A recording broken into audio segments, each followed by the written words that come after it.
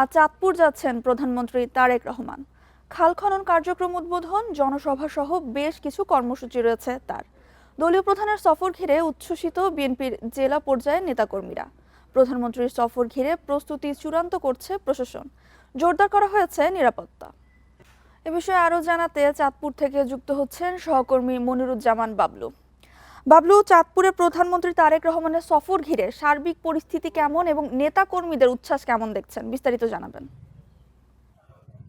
চাঁদপুরে প্রধানমন্ত্রীর আগমনকে ঘিরে যে সকল প্রস্তুতি সম্পন্ন হয়েছে। আজ দুপুরেই তিনি চাঁদপুরে এই প্রথমে এই শাহরাস্তি ক্ষুদ্র খাল উদ্বোধনে আসবেন।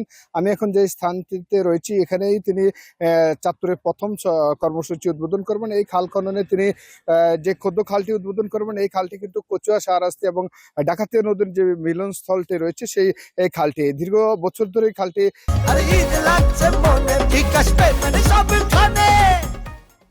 কিন্তু খনন অযোগ্য থাকায় কিন্তু ফসলি চাষাবাদে ব্যাহত হয়েছে। কিন্তু সেই খালটি যে এই খালটি এখন উদ্বোধন করবেন এবং চাষিদের উপকৃত হবে বলে প্রত্যাশা করছেন এখানকার দলীয় নেতাকর্মীরা এবং চাষিরা।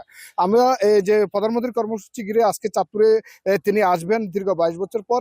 এই পদ্মা মেঘনার ডাকাতিয়ার মিলনস্থলে তিনি আসবেন এবং এখানকার মানুষের প্রত্যাশা একটি ইপিজেড করা, এতে কর্মসংস্থান বৃদ্ধি পাবে বলে নেতাকর্মীদের প্রত্যাশা। এখানকার যে সংসদ সদস্য রয়েছেন ইঞ্জিনিয়ার মমিনুল হক, তিনি এই চাঁদপুরের যে শাহরাস্তি যে উপজেলায় যে ক্ষুদ্র খাল উদ্বোধনের আজকে সভাপতিত্ব করবেন তিনি, এবং চাঁদপুর শহরে যে গোসেরহাট এবং যে চাঁদপুর সরকারি কলেজ মাঠে যে ফ্যামিলি কার্ড বিতরণ রয়েছে সেখানে সভাপতিত্ব করবেন সংসদ সদস্য শেখ ফরিদ আহমেদ মানিক। তারা আজকে তারেক রহমানের কাছে তাদের এই চাঁদপুর জেলার জন্য এই যে নেতাকর্মীদের এবং জনসাধারণের যে দাবিগুলো রয়েছে, প্রত্যাশাগুলো তারা তুলে ধরবেন। সেই দাবিগুলোর মধ্যেই প্রথমে তারা ইপিজেড সহ এবং যে এখানকার যে চাঁদপুর কুমিল্লা মহাসড়কের 4 লেন সড়ক এবং এই যে রেলপথ সহ সবকিছুতে উন্নয়ন চাচ্ছেন। আজকে আমি সকাল থেকে যে যেখানে এখানে ধীরে ধীরে কিন্তু নেতাকর্মীরা আসা শুরু করছেন।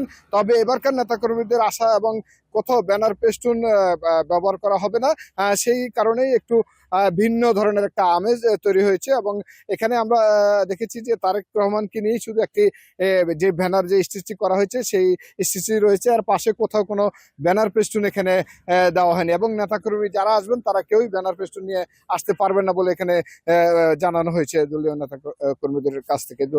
এবং এই চাঁদপুরের এই যে গোসেরহাট যে খালটি খনন করা হবে সেখানেও জিয়াউর রহমান সেখানে এসেছিলেন, সেখানে তিনিও উদ্বোধন করেছিলেন। ফ্যামিলি কার্ড যে বিতরণ করা হবে সেখানে শুধু চাঁদপুর থেকে নয়, চাঁদপুর থেকে আরো 22টি জেলার ভার্চুয়ালি ভাবে প্রধানমন্ত্রী তারেক রহমান সেই ফ্যামিলি কার্ড উদ্বোধন ঘোষণা করবেন।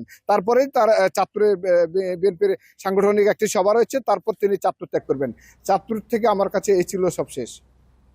চাঁদপুর থেকে বিস্তারিত জানাচ্ছিলেন সহকর্মী মনিরুজ্জামান বাবলু।